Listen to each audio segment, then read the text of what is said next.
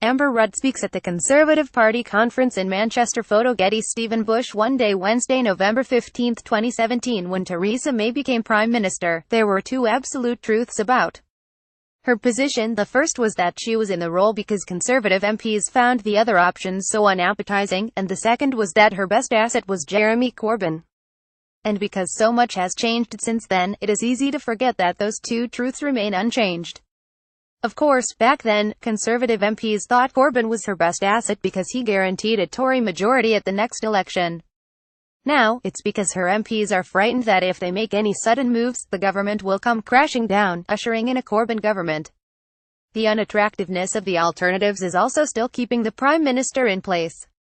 Possible Tory leaders come in two groups as far as most MPs are concerned: familiar faces from the top of the cabinet, who they know they find inadequate, and young pretenders from outside it, who they fear will be found inadequate in turn. Boris Johnson. Photo by Dan Kitwood. Getty Images. Boris Johnson is seen to have acquitted himself badly at the Foreign Office, even among pro-Brexit MPs. Philip Hammond, the Chancellor, is variously considered to be too down on Brexit and too keen on continuing public spending restraint.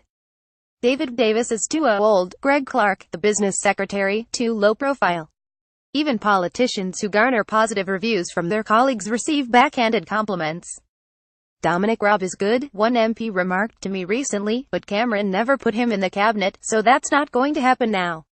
Approval and disgust. Michael Gove on the BBC's Andrew Marr show. There are only two politicians who are in receipt of unqualified praise from their peers. The first is Michael Gove, perhaps the only front-rank Conservative politician who has not entirely blotted his copybook with one side in the referendum campaign. Although a senior figure in Vote Leave, he still has a number of Remain allies. Gove is also attracting rave reviews for his work as Environment Secretary. Environmentalists, no natural fans of Tory politicians, make a similar face to the one that Marty McFly did upon finding out his mother used to be quite good-looking in Back to the Future, a combination of approval and disgust.